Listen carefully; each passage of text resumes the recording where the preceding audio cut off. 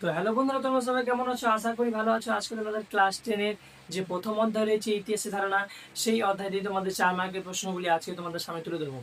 তোমরা আশা করি সবাই জানো যে প্রথম অধ্যায় থেকে কোনো 8 মার্কের প্রশ্ন আসে না, 2 মার্কের এবং 4 মার্কের প্রশ্ন আসে।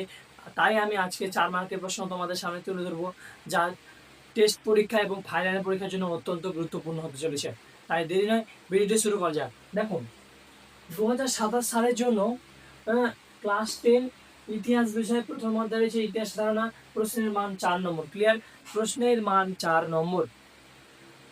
তাহলে একে একে দেখে নাও প্রশ্নগুলি কি কি রয়েছে 4 মার্কের জন্য। পারলে তোমরা নোট করে নিও। দেখো, সভ্যতার বিকাশের ইতিহাসে যানবাহক যোগাযোগ ব্যবস্থা ইতিহাস এর গুরুত্বগুলি আলোচনা করো। ক্লিয়ার? 2 নম্বর রয়েছে নারী ইতিহাসের একটি টিকা লেখো, অথবা নারীবাদী ইতিহাসের ওপর একটি সংক্ষিপ্ত টিকা লেখো। ক্লিয়ার? 3 নম্বর প্রশ্ন রয়েছে সংবাদপত্র রূপে সম্প্রকাশ পত্রিকার গুরুত্ব বিশ্লেষণ করো। ঠিক আছে? এবং 4 নম্বর রয়েছে আধুনিক ভারত ইতিহাসে উপাদান রূপে সরলা দেবী চৌধুরানীর আত্মজীবনী জীবনের ঝরা পাতা গুরুত্বপূর্ণ কেন? অত্যন্ত গুরুত্বপূর্ণ এগুলো প্রশ্ন। অথবা এই প্রশ্নটি অথবা রয়েছেন সরলা দেবী জীবনে ঝরা পাতা গ্রন্থ কি ধরনের ঐতিহাসিক তথ্য পাওয়া যায়? একই প্রশ্ন।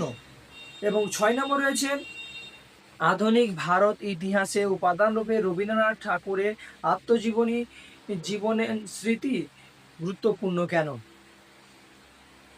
এই অথবা রয়েছে রবীন্দ্রনাথ ঠাকুরের জীবন স্মৃতি গ্রন্থ থেকে আধুনিক ভারতের ইতিহাস চর্চা কি কি তথ্য পাওয়া যায়? একই প্রশ্ন রয়েছে। এবং 6 নম্বর রয়েছে কন্যা ইন্দিরাকে লেখা পিতা জওহরলাল নেহেরু চিঠি গুলির বিষয়বস্তু আলোচনা করো। অথবা এরই প্রশ্ন রয়েছে জওহরলাল নেহেরুর তার কন্যাকে যে চিঠি লিখেছিল ইন্দিরাকে, যে চিঠিগুলো লিখেন তার বিষয়বস্তুগুলি আলোচনা করো। ক্লিয়ার? এবং 7 নম্বর রয়েছে পরিবেশের ইতিহাস চর্চার উপর একটি সংক্ষিপ্ত টিকা লেখো। 8 নম্বর রয়েছে আধুনিক ভারতের ইতিহাস চর্চায় সরকারি নথিপত্র গুরুত্বপূর্ণ কেন? এবং 9 নম্বর রয়েছে আধুনিক ভারত ইতিহাসের উপাদান রূপে বিপিনচন্দ্র পালের আত্মজীবনী 70 বছর গুরুত্বপূর্ণ কেন? এবং সর্বশেষ রয়েছে আধুনিক ভারত ইতিহাসে উপাদান রূপে বঙ্গদর্শন সাময়িক পত্রের ভূমিকা উল্লেখ করো। এগুলো আমি তোমাদের 10টি প্রশ্ন যেগুলো দিলাম, এগুলো থেকে আশা করি তোমাদের টেস্ট পরীক্ষা এবং ফাইনাল পরীক্ষার জন্য চলে আসবে। এবং যারা যারা আমার এই ইউটিউব চ্যানেলে জীবন স্যারকে সাবস্ক্রাইব করে, তারা অবশ্যই জীবন স্যারকে সাবস্ক্রাইব করে পাশে বেল আইকনকে প্লে করতে একেবারে ভুলো না।